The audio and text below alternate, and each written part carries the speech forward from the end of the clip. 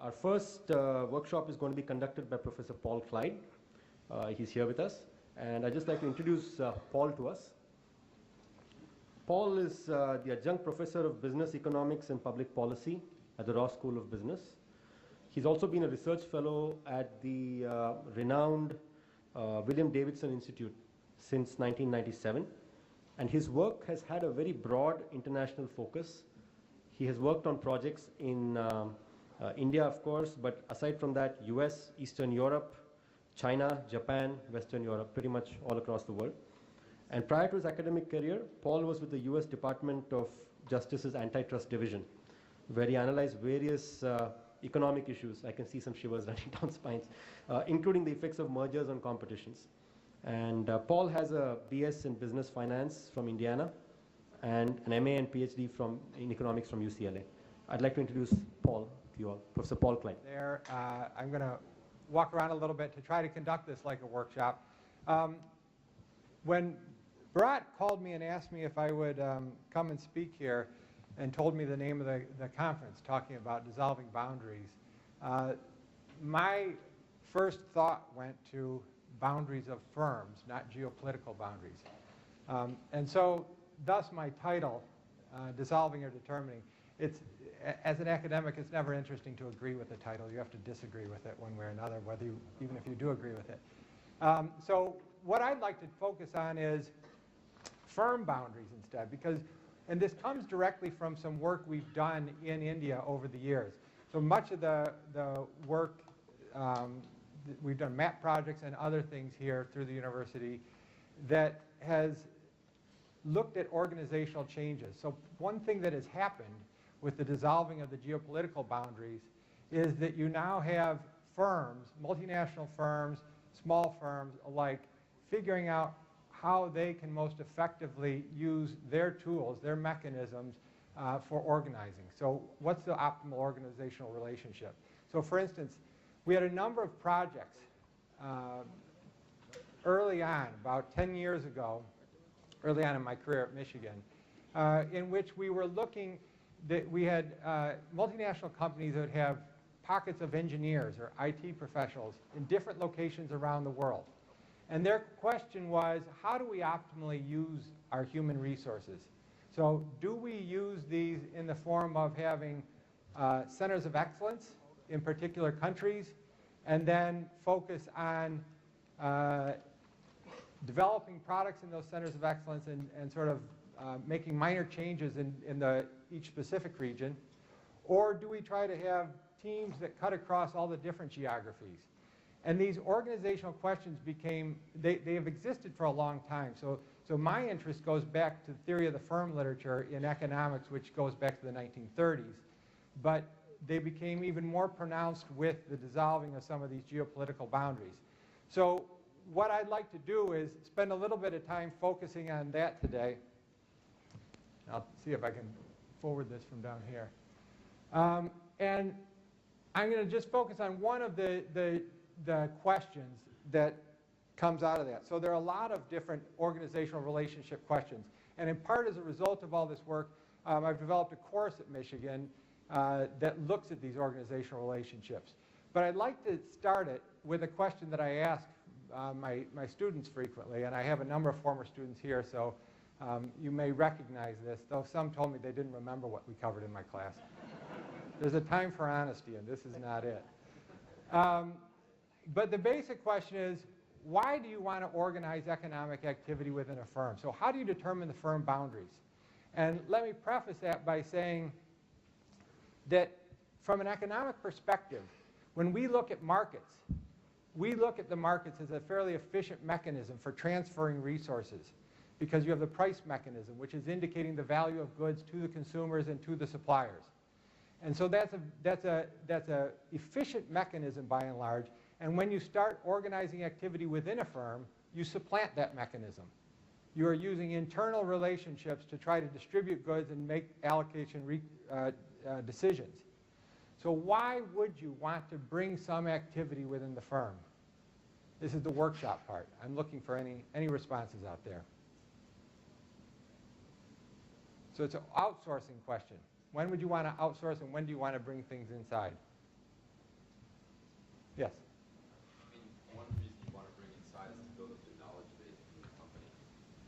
Okay, bring it inside to build up the knowledge base within the company. So give me an example what you mean by that. If you're outsourcing an activity, you're reliant upon a third party for that specific activity going forward. You're never really bringing in that expertise inside the company. Okay, so you're reducing your reliance on external partners, but in some cases you are willing to rely on external partners. Is that right? Yeah, it may be a question of what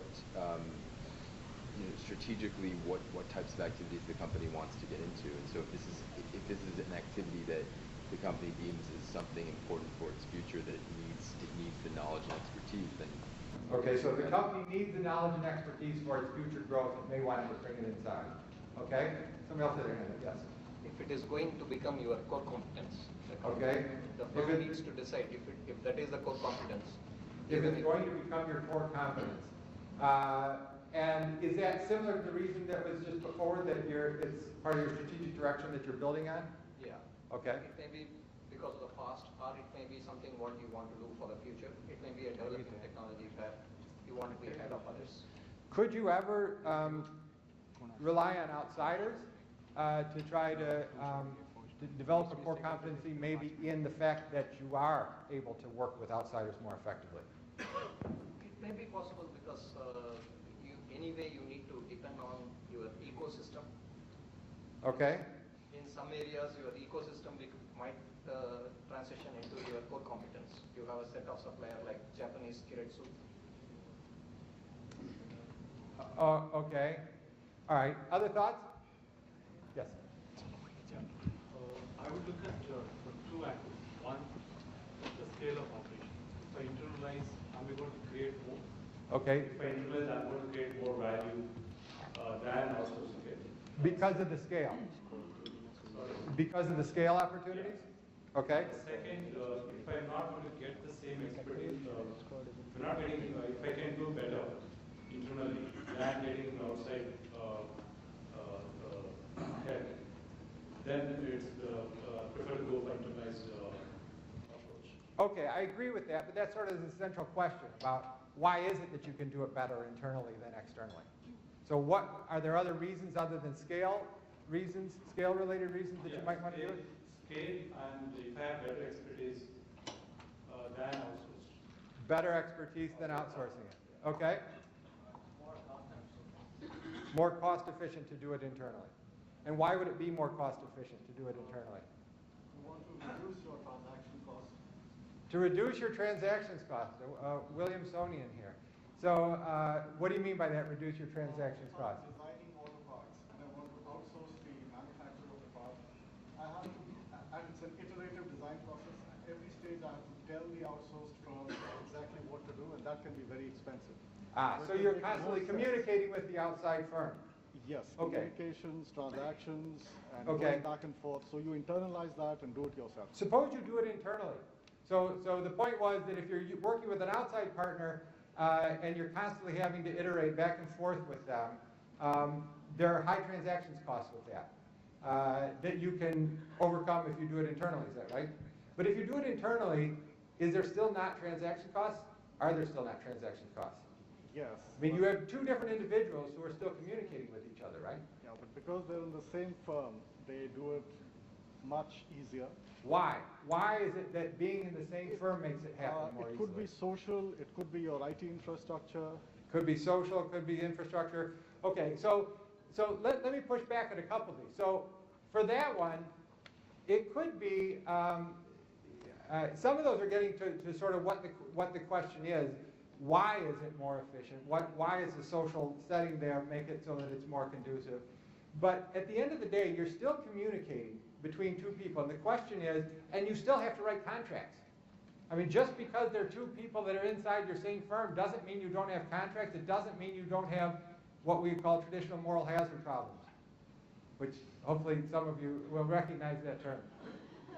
If you don't tell me. So you have these moral hazard problems, whether they're internal or whether they're external. You have these transactions costs, whether they're internal or whether they're external. Sometimes you have plants where you've got two firms located on the same assembly line. If you look down at the plant, you can't tell where one firm begins and the other ends. They're working right there together. They look very much like one plant, one company working together. They have addressed those transaction costs. So transaction costs there's an enormous literature on that. But what I want to try to get to is that we have to look at it a little bit more carefully than that. Same thing with scale economies. So scale economies are often thrown out there as something, this is a reason that we have to integrate in order to realize the scale economies. And yet, if I locate in an office building and rent that office building, am I realizing the scale economies that come with building one building rather than a whole bunch of separate offices? I am. I'm able to realize those scale economies because whoever built the office building enjoyed the scale economies and they're able to charge me a lower rent. If the alternative was for everyone to build their own little office, the cost would be much higher, I agree. But I don't need to internalize, I don't need to buy the office building myself in order to get the scale economies that are associated with that. And yet in some cases it's absolutely right. That in order to get the scale economies, you have to have some mechanism for internalizing that process. And so the question that I have, it's a simple question in some cases, but the question I have is why? What are the details? And I think we have to get a little bit more granular in order to understand what's going on there. Some other reasons that are sometimes put forward are to protect property rights, intellectual property, if you wanted to protect intellectual property. And yet we observe transactions take place across the market where there is protection of intellectual property. There are some pharmaceutical companies who will contract with a manufacturer separately. They will not give them, but they will give access to their intellectual property, and then they write a non-disclosure contract with them. And think about the reverse way. Suppose I internalize it. Have I gotten rid of the problem of possibly losing my intellectual property? What happens if my employee leaves my company? My employee who knows about my internal process. I can't wipe their mind clean, and so when they leave the company, I have just as much chance of losing it there as I do if I outsource it. In fact, in some sense, it's a little bit more comforting to outsource that because now there's somebody else, a bigger company with more assets that can be held liable if they violate a contract. If it's one individual, there's not much there to take action against. Quality control. Quality control is one that you also hear. And yet, do any of you know of instances where a plant has serious concerns about quality control and yet they let an outsourcing partner take care of that quality? Raise your hand if you know. Are you familiar with one? Yeah, so we have some that know them. This does happen. In fact, the way they deal with it in some cases is the firm who is buying will have their own employees sitting in that plant monitoring the behavior. So you see that take place across the market as well as internally. And again, internally, I have the same problem. At the end of the day, it's individuals who are performing a process. I have to figure out some way to monitor those individuals or to ensure that they are taking the right steps to make sure the quality is there. And that's going to be true whether those individuals are my own employees or whether those individuals are external partners. One way or another, I'm going to have to deal with that. So the basic question is, the answer to it, at least in my mind, is not all that clear. And in the context of doing these projects, we discovered that firms were all over the place in terms of what they were doing.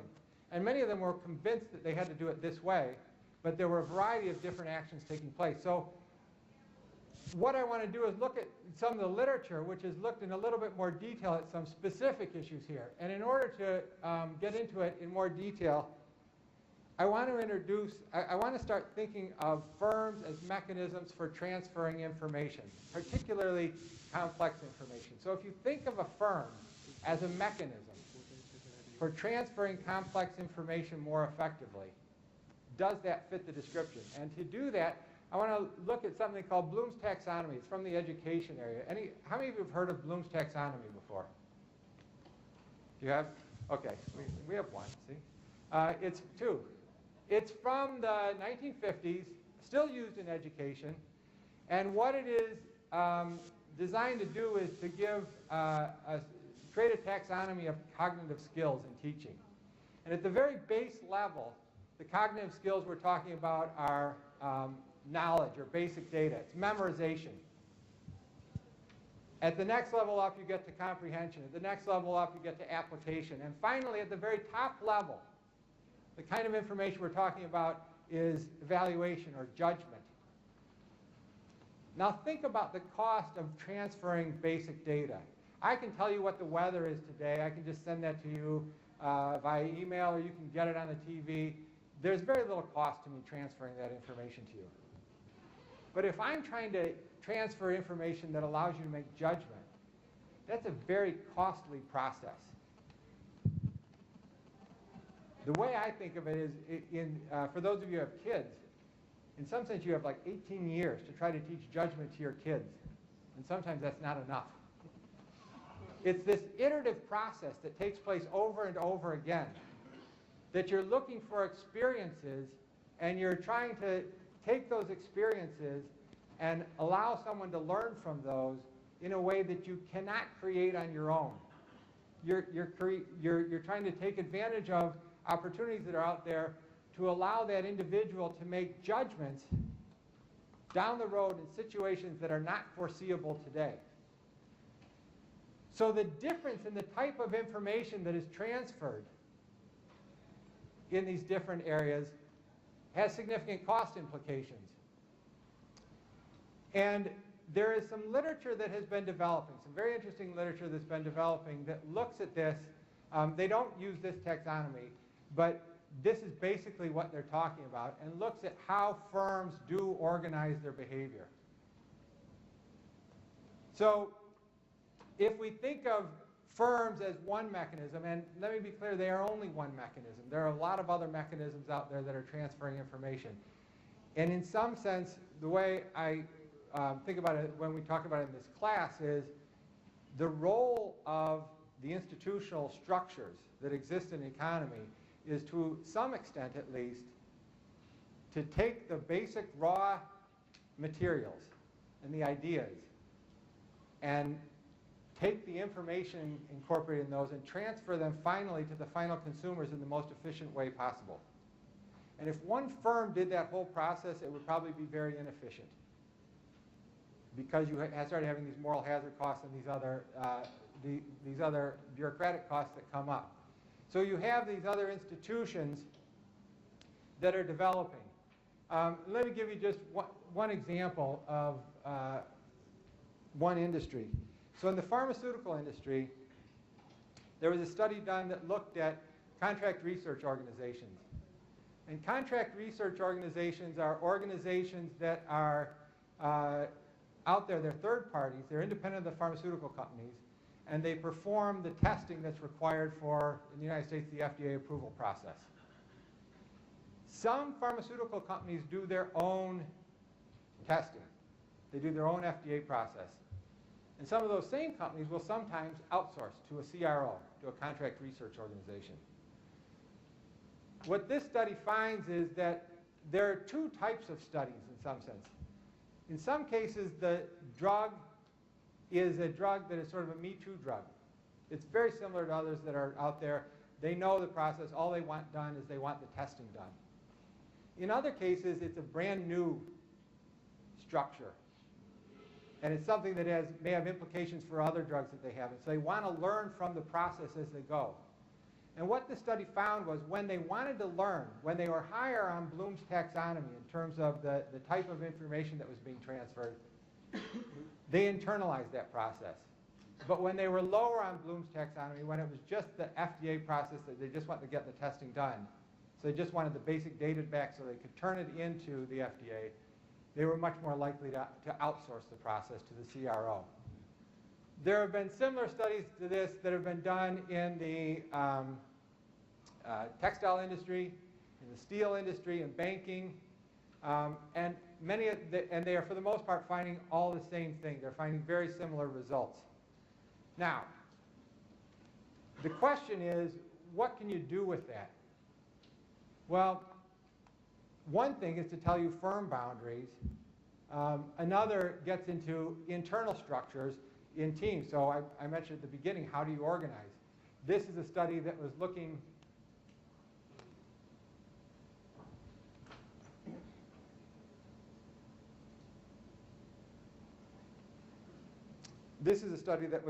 at different teams within the steel industry, and there were two within this particular steel company, and there were two very different types of teams that were used. The steel company decided to use something called high-performance teams, in which they allocated responsibilities for decision making to those teams, and they gave them control over their own processes. They incentivized them. There were about 7 different features to these contracts that were different. The other teams were the traditional integrated steel mill teams, where they were the way they had been run for probably about the past 100 years. And they looked at the amount of information that transferred back and forth between the different individuals on the team. And these lines give you some idea that they would talk about how many times are you communicating with these different individuals, and they give you an idea of the percentage of time that they're doing that in the control team. So these are in the traditional teams, and in the high performance teams, they found this. So they found the communication increasing significantly. So one of the mechanisms that you have available to you is these high performance teams. There's a literature on this in a management organization that I find very interesting in the way it relates to that's in economics. But the two are coming together to show some interesting relationships. I'm going to skip some of these. Just to give you an example from some of the work here in India, there was a company that was doing very poorly, a multinational company, very large company, that was not having any success entering an industry. And they had the leader came in for India and said, they went and talked to the customers and found out that they just weren't cost competitive. So they had to figure out how are they going to become cost competitive, which required them to start thinking about where can we partner with a local Indian partner so we can get the cost advantages of that. And the process they went through is very interesting. The first thing they did was they moved any buy items to India. And buy items, they meant items that did not have any complex information flows. They were basically commodity items. Second thing they did is they identified what was core. And by core, what they meant was anything that required a lot of their own engineering group. So there were complex information flows taking place there. And the third thing they did was they took anything that had a strong interface with those core products. So again, and they kept those internally. So the core products and anything that interfaced with those core products were kept internally because they had these complex information flows taking place back and forth, similar to much of what was discussed at the beginning. Everything else they decided to outsource locally. In doing that, they were able to drop their cost structure significantly. They increased their sales in India significantly, and they started adopting the same practices in other countries around the world. And they were looking at a very basic question about what defines our firm boundaries. The last thing that I want to finish with is talking about some work that this is Aravind Eye Hospital, which I'll skip over, but we had some applications there as well. The last one I want to turn to, though, is some of the work that I spent a lot of time working with hospitals in some of the emerging markets, in the rural communities in some of these emerging markets. And one of the challenges you have, if you think about that, the provision of health care to rural markets is a huge problem. And yet it's relatively simply solved in some sense. Most of the issues that the rural markets have, so Uganda and Rwanda are two countries I've been working in, for instance, we know what the problem is and we know what the solution is. We know the medicines that will solve it, we know the processes that will solve it, and they're simple and they're not expensive. And yet, those problems persist. Why do they persist? Well, one of the fundamental reasons they persist is if you go into the local villages in Uganda, and this is true also in India. So I've done some case studies on some hospitals in India. If you go into some of the local villages, the villagers don't trust anyone who comes in there. And they're right not to. Because through the years, many people have come through selling their wares which may have had no effect on their health one way or another. And so as a result, they just don't trust anyone. So some of these hospitals that are developing, these not-for-profit hospitals that are trying desperately to serve these local rural populations, are not having any success because they cannot overcome the trust barrier. And if you think of this, it's a very difficult thing to overcome when you're talking about something like maternal care, prenatal care. So if I break my leg, I know right away my leg is broken, I'd like you to fix it. It's not tough for me to trust you because I either you fixed it or you didn't, and I know right away whether you did. But when I'm talking about prenatal care, how do I prove to you after the fact that the mother got prenatal care improved the health of the baby? So my wife had a number of kids, I'm told 7 of them. And every single time she took prenatal vitamins. Why did she do it? She hadn't conducted any studies. She hadn't even researched the studies. At a fundamental level, she did it because she believed and she trusted the doctor who was telling her to do this. So how do you develop that kind of trust? Because after the fact, if you tell this villager, see, you got that prenatal medicine, and because you did, your baby is healthier, she's going to say, no, it isn't. I've been having babies for a long time. My mom's been having babies. My sister, they've all had babies, and this baby looks like all the others. In fact, 5 years down the road, how do you prove it? How do you prove that ever to someone? So a lot of the kinds of issues that we're seeing require trust. But trust is a very complex information flow. So how do you overcome this trust barrier with the local community? Now remember I said, if you think of the institutional arrangements as being designed to take ideas and raw materials and deliver them to the final consumer in the most efficient manner possible, then that last link between the final consumer and the retailer in some sense is an important link. So how do you overcome that? Well, in that case, it's very difficult to vertically integrate. You can't vertically integrate with a customer. You're not going to hire the villagers as part of the process. Then you just have to teach that one person about the benefits of whatever medicine it is you're talking about. And those methods have been being used increasingly in different areas. Aravind Eye Hospital, which many of you will be familiar with, their method of reaching out to the community is to work with the local community leaders. Same thing. They don't go into the community themselves and say, they now have a reputation down in town, want to do that such that they could do it on their own, but they don't do that. They work with the local community leaders who then go and tell everyone in the community to come to the eye camps. So all of these methods are methods of trying to overcome these complex information flow problems that result from the lack of trust. And when you start thinking about firm boundaries and where you're trying to hire and how you're trying to hire and how you're trying to organize, it has proven to be very effective in some of these places. So let me just give you a quick summary of the way so I did a course this past year on healthcare and emerging markets, and the way we started thinking about it is you're taking these healthcare products, knowledge, and services, and you're trying to transfer it to patients, and in some sense, the hospital is in between, and it's the structure. But breaking that hospital down into its parts has proved to be very effective. And I just told you about one example where you're breaking out the outpatient clinics and village outreach, and so you're hiring someone locally or you're working with a local one that is separate from you. But the same is happening on the rehabilitation side.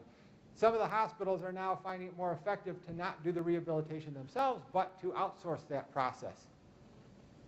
Again, because of the nature of the information flows. The information that has to flow from here to the hospital is relatively simple. And they're able to separate that out and use the market mechanisms there. So when I'm talking about, when I look at the dissolving boundaries, and I start thinking about in terms of firm boundaries, I'm thinking about firm boundaries as a way of fostering growth. They are an important mechanism. The second point is, in some sense, it's a false dichotomy, because it isn't either an outsource or not outsource decision.